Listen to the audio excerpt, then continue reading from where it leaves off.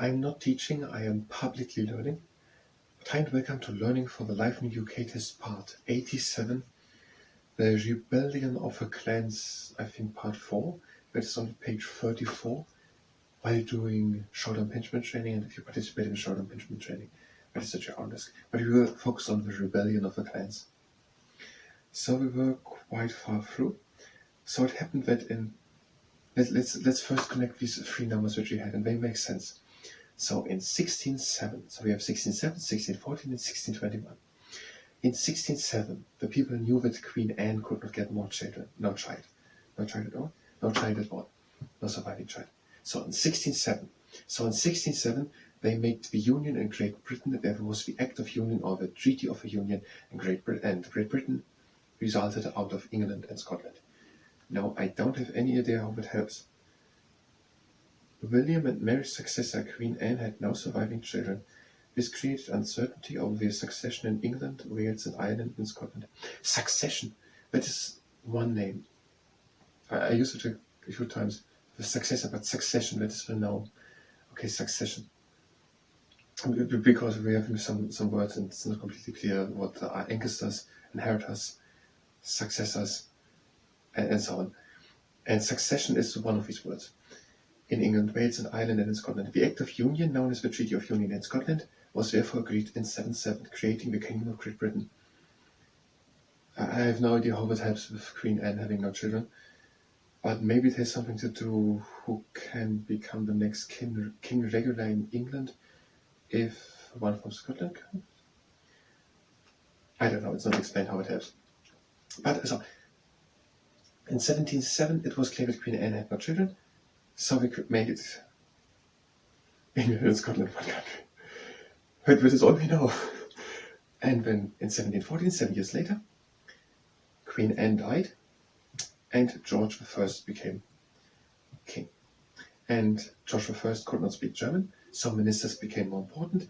And when there was one very important minister, and that was the Prime Minister. And that was the first one, Robert Walpole. Yes, one pronunciation picked by me would be Walpole. Sir Robert Walpole. So in 1707, Queen Anne could not get no. It was clear that Queen Anne would not have no successor, and England and Scotland were united in the Act of Union, a Treaty of Union, to the Kingdom of Great Britain. Kingdom of Great Britain. In 1714, Queen Anne died, and George I became king. George I did not speak English, and he needed ministers to talk with the Parliament, because the people in the Parliament were speaking English. And those ministers became more and more important. One was very important and called the Prime Minister, and that first one was Sir Robert Walpole, and that happened in 1721. And he was then for 21 years Prime Minister until 1742. So we have in 1777, Act of Union, 1714, death of Queen Anne, and George I became king, and 1721, the first Prime Minister, Sir Robert Walpole. Another pronunciation picked by me. Okay, we have these three numbers connected, that is good. And now let's start with shoulder impingement training. And we will come at one point to the Rebellion of the Clans, part 4. We are actually at the last sentence of it. We are doing now shoulder circuits forward. We're going backward shoulders and up, and because we're going now in front, we say forward shoulder circuits. And we're doing a few of them, but not too much, and that is the last one. And now we're doing backward shoulder circles. So we're going in front of the shoulders, up, and because the shoulders are going now back, these are backward shoulder circles.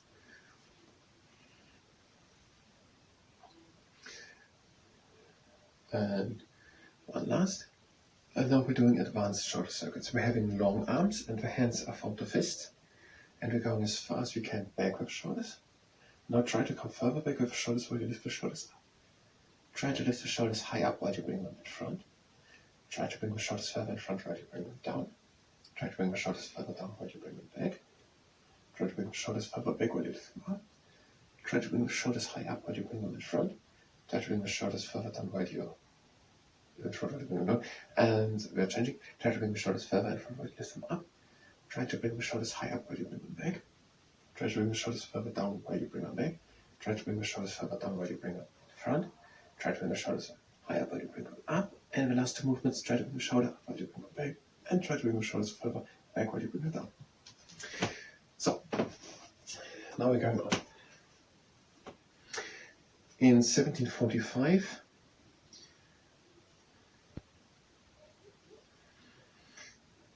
yes, to be able to explain it with our own words, and that is very helpful to understand it, and not just use what is written here over and over and over again, could read it just, but if I want to explain it and understand it, I want to use my own words. So I want not just to say in 1745 there was another attempt to put a Stuart king back on the throne in place of George II's son, George I's son, George II.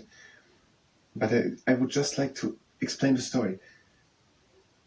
George I died in 1745 and George II was becoming king. Now I don't know it. It is not written here when George I died. Maybe it's somewhere in the appendix.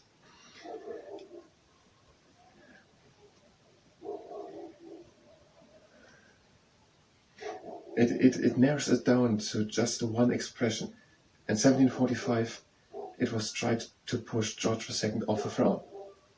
It makes a bit sense if it happened directly at the start of his reign.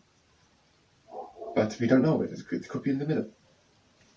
In 1745, and now we have more numbers, and we can't connect them. These are just numbers without any meaning.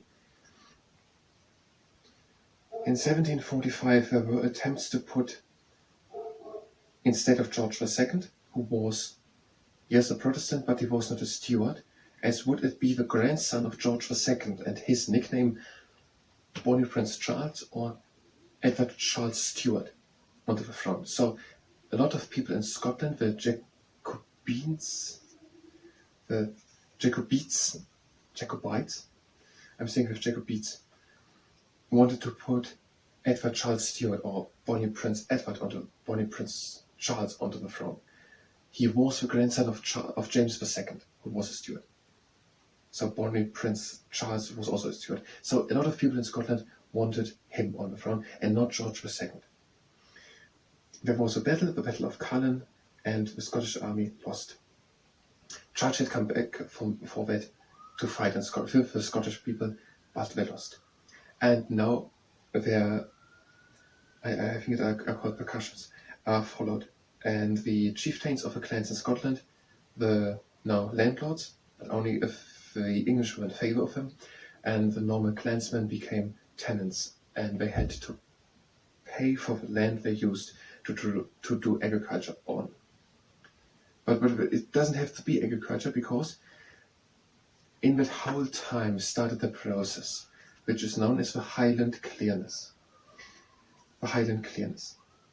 And many Scottish landlords destroyed individual small farms. And in Scotland these farms are called crofts. And that was done, so the farms were destroyed. I think to understand that we need quite some knowledge about agriculture. What do you destroy in a farm, in an agriculture farm, to make it a proper farm for sheep? What has the grade to be destroyed? The sheep, a farmland does have specific. It's a very more complex farmland to have than sheep land or grazing land for sheep. Individual small farms, maybe that is that to make space for large flocks of sheep and cattle. So they destroyed small farms. Let's have rather a nice picture which makes sense. And if they don't explain it, we're taking that for our version. We're taking everything what we say here still as what we say. So everything we will ask, we will be able to ask properly, to answer properly. But we can have a story in between. It will most likely fit. We will not ask for our story, so it can be false. Because we will state all facts which we have, and our story is just so that we can remember our story. So I'm having now a story. There were farms, not big farms, not 10 kilometers or something like that. Just small farms of a family. 100 meters, a few acres. Just enough for 10, 15, maybe 20 people to eat. So let's say 100 and 100 meters. And these were crofts. Let's say crofts were farms with 100 meters to all sides, enough to give enough harvest for a year. And now these were destroyed. Now it would make sense to destroy them. So it's not farmland which is destroyed, like we have it today with 2 kilometers just a wheat field. And what will you destroy to make it a sheep? You can just not plant in next year wheat or something. But it was one farmhouse and then 100-meter land. And now it would make sense to destroy a lot. And these farms, now we would talk not just about the farmhouse or something, but the farm was destroyed. Now we could see it as an economical thing. And we're destroying the farm itself. Technically it would be enough to just remove the people from there. The farmers can keep staying. The farm itself as an economical thing would be destroyed. So let's say there were many of these to make space for to destroy individual small farms, crofts. So there were hundreds or thousands of crofts. And now we came and destroyed them, however that happened now. And they took then 50 of these crofts with 100 meters and made them to very large areas to graze for sheep and cattle. Evictions became very common in the early 19th century. Many Scottish people left for North America at this time. So, we're saying with the facts, many people from Scotland left to North America. And the other sentence, evictions became very common in the early 19th century. I don't know what eviction means. I'm going to look it up. But let's read that sentence again, to which we have made our little picture. A process began which became known as the Highland Clearness. Many Scottish landlords destroyed individual small farms, known as crofts, to make space for large flocks of sheep and cattle. I think we will learn that and we remember that, and our story also makes sense. And I don't think our story is detailed enough so that we actually tell that story and that turns out to be false. Our story is broad enough that it fits so clear with what is written here. There must be enough truth in it to make it not false. We're having 3 minutes left. Let's go and run through with short impingement training. So more or less nothing left to the rebellion in Scotland or what it was. We are having a leg standing wide apart. We're going into the knees, ranging forward with a straight leg. We're letting the arms hang, and we're turning the arms to the inside, and we're lifting the arms high up and together. No, but it's just like, we can just do that exercise. We're coming up and we're bringing the shoulders down and together. So bring the arms high up and together and the shoulders down and together. And there's with pressure and effort. Your arms high up and together, the shoulders down, together. And now releasing. I'm going to close the windows. I don't want to get copyright problems.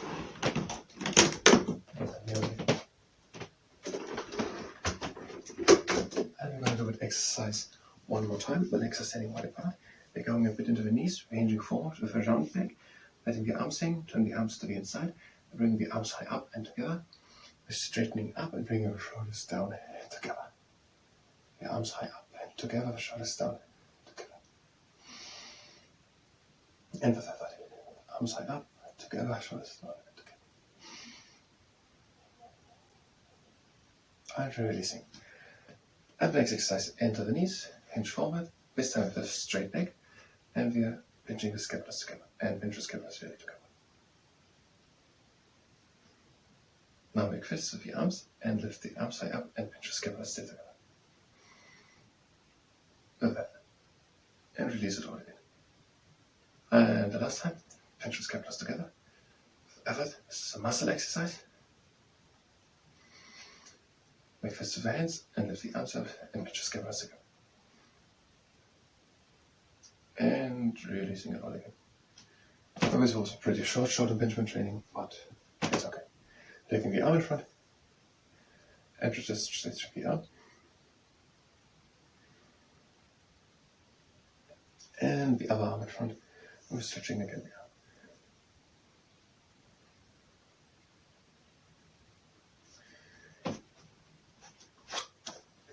So in 1745, people in Scotland did not want George II on the throne. They made a rebellion. They invited George, the grandson of George II, when Prince Charlie came to Scotland. There was a rebellion. It was defeated by George II's army.